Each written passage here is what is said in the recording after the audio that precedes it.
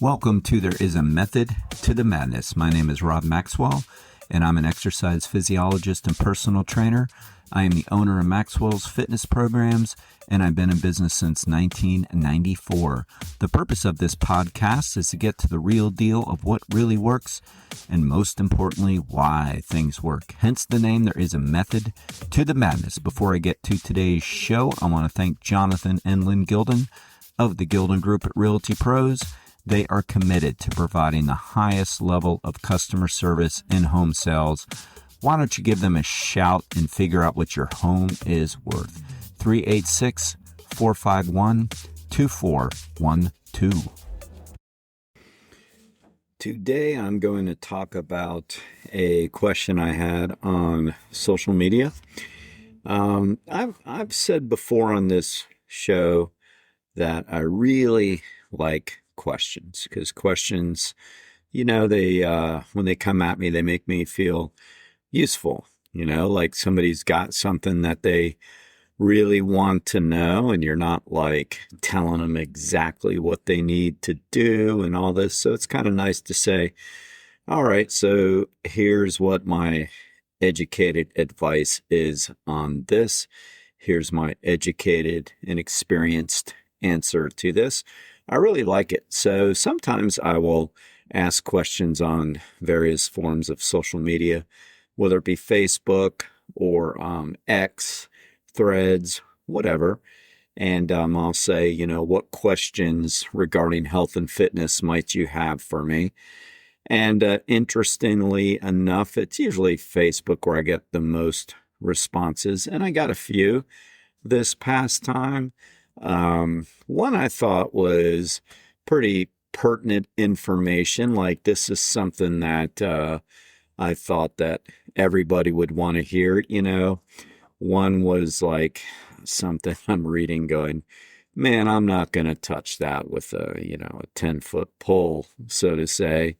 And another one was, it seemed like something that I'd gone over a few times, and maybe it was a little too specific to an individual. So, but this one was good. But he may or may not love the answer, but I'm going to change it around a little bit, because this topic he brought up, there's a lot swirling around about it that we have, and I'm going to kind of flip it into an answer that I think can help everybody. But what he asked was, for people on the run, what is a good snack, a good, healthy, fast snack that somebody can have? And like I said, that is a very good question, but it brought up an even greater topic. That's something that I've always believed, and more and more other fitness professionals are talking about it. And I mean the real ones, not the ones that you come across on social media. But what we've learned is that people, let me back up a little bit. I got to back up. I can't just jump into that answer. So somewhere around the 1980s, maybe a little bit after that, the experts per se, very well-meaning, were telling people that instead of gorging or eating a lot of food 3 times a day, your traditional breakfast, lunch, and dinner, that they should start doing 6 smaller meals. And doing this would help your digestive tract, but more importantly, it would increase basically what we call the burn from food, the thermic effect of feeding. It doesn't account for a lot if you really want to know how much. It's like less than 3% of a caloric burn. So it's not a lot, but it's something. And as I said, they were well-meaning when they brought it out. They really were. Plus it's kind of good for people that may have some glucose issues. It's probably a little bit better on the digestive tract, especially the way Americans eat, gorge themselves. So, the advice was well-meaning, all right? But the problem is like most things. So the studies that were done back then were done, and the people that were writing them, the PhDs in dietetics and human physiology and people like that, were assuming that other people who had experience reading studies were going to read and interpret them and get the information out. But what tends to happen is any Joe Schmo starts to get a hold of information and then doesn't really understand everything behind it and starts giving advice. So, oh, I heard we should start eating 6 small meals a day, turns into the old telephone game. Oh, I heard we should eat more frequently. Oh, I heard we should eat 6 times a day. And then the small part, kind of gets left off conveniently. So the original researchers were basing this on taking your dinner or it doesn't matter, breakfast, lunch, and dinner. Let's say an average meal for a lot of people, an average is around 700 calories. All right. So the idea was that if you took that 700 calories and you cut it in half and had 350 calories, then you'll have the other 350 calories 2.5 hours later. And then lunch would be broken up. So you would go with your 700 calorie lunch, you'd cut it in half, you'd have 350. Somewhere around 3 o'clock, you'd have the other 250, 350, 700, not 500. And then dinner, you would split up the 700 as well. So essentially, you were eating the same amount of calories per day, but you are increasing your frequency to 6. And so, 2,100 calories a day divided by 6, same answer as if you have the 2,100 calories divided by 3. So essentially the same amount of calories, but cut into more frequent meals. That was the idea, because then you're eating the same amount of kilocalories, but you are decreasing the time that it's getting digested, and you are somewhat boosting the thermoeffective feeding. And they were also hoping that it would establish some better habits. All right. So that is it in theory. The problem is we forget the small part. So the latest research has shown that people that traditionally do eat more frequent meals end up eating 20 to 25% more than people that don't. So, I could have told you that in my book, You Can't Outrun a Poor Diet. That's one of my rules. Eat breakfast, lunch, and dinner. Now, look, I'm not saying everybody has to do that. Like, I will eat more frequent meals, but I literally am having smaller meals when I do that. So again, we don't want to just say you have to do this, you have to do that, but we do, or we should try to understand the information. So in theory, eating the 6 smaller meals a day compared to the 3 makes sense for a couple reasons I already went over. In practice, people don't eat small meals. They don't really even calculate at all. They just kind of do what they want, and they end up eating 6 times a day. And the studies are showing people are eating 20 to 25% more a day than they used to when they pick up that practice. So it doesn't really work in practice very well, because that's what we have a tendency to do as a population. We just have a tendency to eat more. So most likely that advice isn't very good. Now, not trying to, ruin the question, because it is a good question. So I'm going to get to that. What the latest research has shown, that is, if you are going to try to eat more frequently, maybe rather than try to split it all up perfectly, if you can do that, great. But another way to maybe try to do it, although, like I said, I really do suggest you get in the habit first of doing the 3 squares a day. It has worked for a really long time. Look, I know some people that have been doing over 30 years of following 2 meals a day. That's just what they like to do. They're not breakfast eaters, they're lunch eaters and dinner eaters. But it's worked for them. Like, they're healthy, they're fit, they're not having physical problems that are typically accompanied with like poor fitness levels and poor diet routines. No, they're good. That just works for them. So like, everybody in every situation. I never give advice where advice isn't needed. I don't believe in fixing something that's not broken. So when they tell me there are 2 days work, I'm like, great. I mean, there's not a perfect plan for everybody. I mean, so we have to understand that. But like, if you're starting out and you're trying to get on the road to wellness, you're really trying to establish some nice new habits in 2026, which I think is awesome. We have our workshop coming up on the 29th of January this month to help people do that, because it really is all about the habit. That's great. I would start with the basics: 3 square meals a day. Don't overeat. Make your meals balanced. All those good things that we know to do.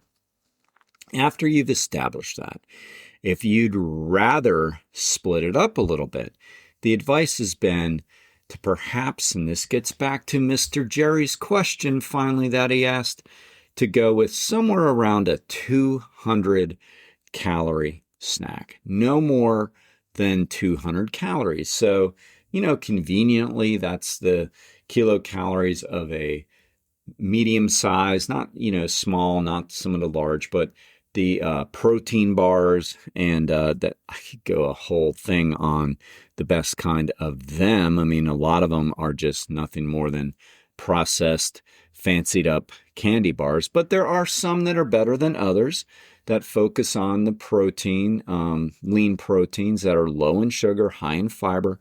That's always the key whenever you pick any kind of snacking food or any food. Really, you don't really want a lot of processed sugar. I'm not talking about the fructose, the sugar in fruit. I'm talking about real sugar. We want to try to, not real sugar, processed sugar. We want to try to keep that pretty low, the best as possible, and always try to have higher fiber. Typically, if a grain or carb source has less than 3 grams of fiber, usually it's not a very good quality carb. So look for a bar that's got more than 3 grams of fiber. But keep the snack to somewhere around 200 calories, more protein-based, more complex carb-based, higher in fiber. So in other words, a nice nutrient-dense bar. Because anything more than that, you're probably just eating too much. It doesn't have to be that. It could be a Greek yogurt that's under 200 calories, which most of them are. It could be a tablespoon of peanut butter on an apple. That's about 200 calories. That'll work if you're a lot more plant-based. But basically, we want to try to keep that snack to under or at 200 calories with nutrient-dense foods. Anything more than that, we have found that people are having a tendency to eat too much, generally speaking. I mean, there are people out there that are super, super disciplined and they're paying attention. Like, somebody could be disciplined, but maybe eating the wrong stuff, but they think they're doing the right thing. And that, that's better than not. But then there are people that are disciplined and they're really paying attention to everything that they're doing. I mean, for them, this really isn't for you. I mean, if you're already doing that, if you're really paying attention and you're disciplined to split up your meals however you like to, there's pros and cons to eating more. There's pros and cons to eating less. But whatever works for you and you're super disciplined and you're really paying attention, then keep doing what you're doing. Don't change anything.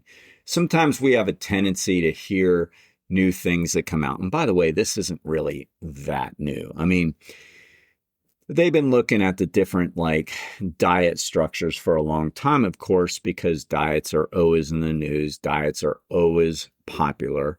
So they've been looking at all these different diets for a long time. And recently they've come out to look at the difference between the frequent meals versus the less frequent meals. And that research is new. But we in the industry have kind of known that for a very long time. So if you hear something new, if something comes across your feed and you're already really doing good with something, whether it be diet or your workouts, your discipline, your consistency, remember, I promise you this, there's no such thing as a perfect way or the right way for everybody. So if you're doing it and you think, oh, I don't know, maybe I should try this, and you're not having any problems, don't try it. Just, it's a crazy phenomenon that we all have a tendency to do. Like if it's working, stay with it. If it's broken, you want to fix it. But if you're just cruising along, like we had a client, say, I don't know, if I need to come to the workshop. I mean, I do my cardio every day. I've been doing it longer than you've been alive. I go to the gym twice a week for my strength training. I stretch, I do this. I'm like,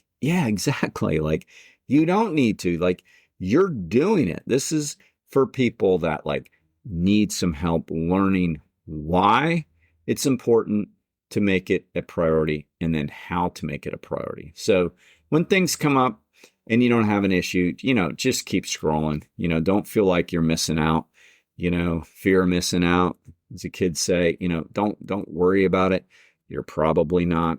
All right, keep the questions coming. Hope this answered, and if it provoked more questions, well, that's good too. All right, thank you everybody for listening to today's show. I really appreciate it. I want to remind you to please hit automatic download. It really helps me and it helps the show. And now I'd like to thank Overhead Door of Daytona Beach, the area's premier garage door company. They have the best product and the best service. I personally vouch for Jeff and Zach Hawk, the owners. They are great. They're going to get you exactly what you need. So if you have any garage door needs, give them a shout at 386-222-3165. And now I'm very excited to add another sponsor. ProCharge Liquid Protein Enhancer has joined the team. And let me tell you, they are a great product. I pop one after a workout. Each container has 40 grams of protein, so that's 2 servings. I take 20 grams after I work out. What's really cool about them is it's portable. You can throw them in your suitcase. You don't have to worry about mixing powders and making a mess. At least that's an issue I've had with some of the protein powders through the years. And you know what? They taste really, really good. So you can check them out on my website, fittothemax.net, or you can go right to them at prochargeprotein.com.